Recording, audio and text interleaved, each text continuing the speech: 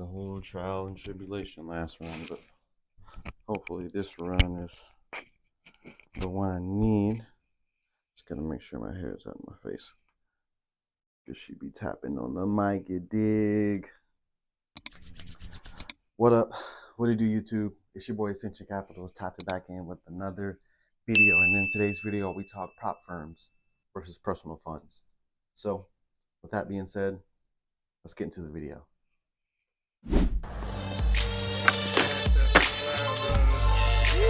Diamonds on my These magnificent views.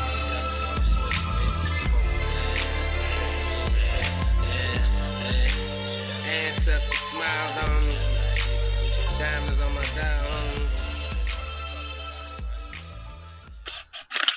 So when it comes to prop firms, you know, within this day and age, it's a beautiful thing because like the old days, in order for you to really trade the stock market or anything, you had to have $25,000 of your own capital. And, you know, a lot of people really don't have that. So with prop firms, it essentially gives you leverage.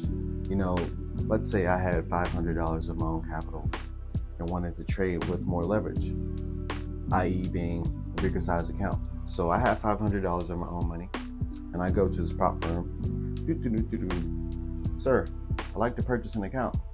You know, purchase this account, they give you it. You log into the credentials. So with this prop firm account is essentially you trading leverage, or you purchasing to trade with higher leverage. Because let's say I purchase a $100,000 account, and with this $100,000 account, this is a simulated environment. You're not really purchasing $100,000. That'd be silly, right?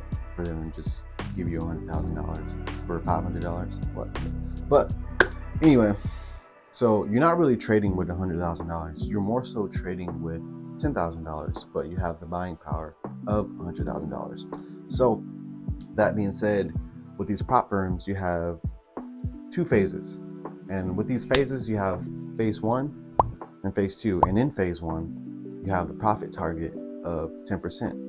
So on this $100,000 account, you have to reach the profit target of $110,000. And in phase 2, you have a profit target of $5,000. So that'll be $105,000.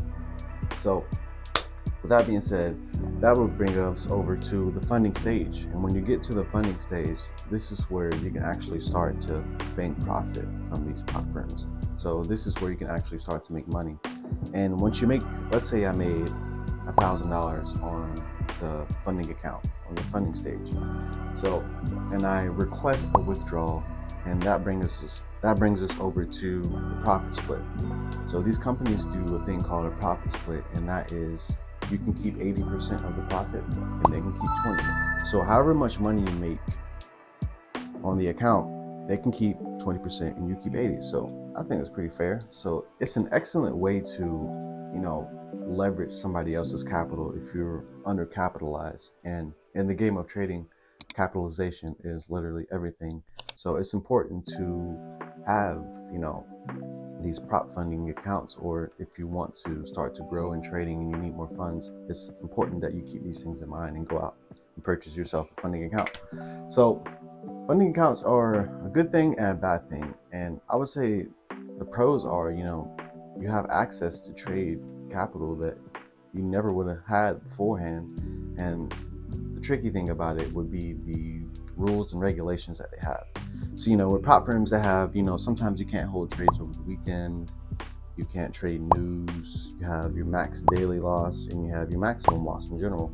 So, you know, you typically have these rules and regulations, and they may affect you depending on how you trade. If you're a swing trader, you may have to hold trades over the weekend, and just how it goes sometimes. And you can't do that on some of these prop firms. So that can be very tricky, but different prop firms offer different things. So, you know, some may meet your criteria and some may not. So it's important to really do your research on these prop firms before you start to, you know, invest your capital with them.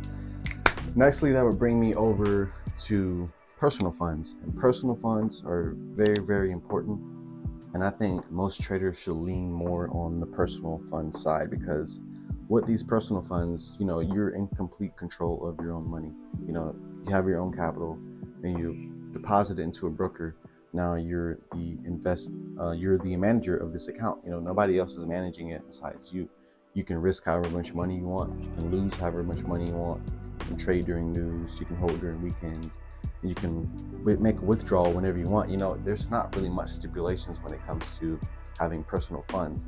So I think that's more so what traders should lean toward. But I think it's important that we have these prop firms too, because if you don't really have the capital, this is an excellent way to grow your capital, is these prop firms. So, you know, it's important to have both. You know, diversification is everything when it comes to finances in general.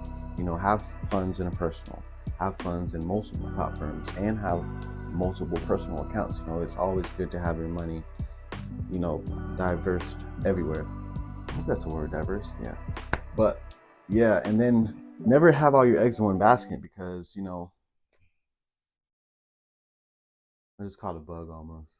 But never have all your eggs in one basket, because, as you know, these prop firms, they're not always, you know, have your best interests at heart. Because let's say, you know, with all the controversy that's been going on with the prop firm industry, you know, you had the My Forex Fund situation, and they were doing shady business. Then you had the funded trader thing going on. You had FTMO being taken out of the US. And FTMO was probably one of the most reputable prop firm brokers out there, or just prop firms, I mean, in general. And they were taken out of the US. So, you know, now we really have to do some deep research for us in the US, for being US clients in the prop firm industry, to see who is legit out there. So, you know, that's something you always want to do. Do your research on these companies before you start to, you know, really go all in. But yeah, have your money everywhere. Don't have all of your money in one destination. That is a recipe for disaster. So what I would say is, use these prop firms to grow your personal accounts, and these personal accounts start to invest in more prop firm accounts, and just really have, you know, the best of both worlds, and to really ultimately grow your empire. But yeah, that's all I really got for this video. I wanted to shed some light on that, because I know prop firms are such a blessing, and I think they should be used in the appropriate way, and not to just, you know, trade on prop firms full time. Because as we know, you know, the carpet can get swept from under you at any time when it comes to prop firms. So it's best to always have your money diversified in multiple locations. So with that being said, maybe y'all keep rising, and I'll see you guys in the next one. Peace. Whoppa!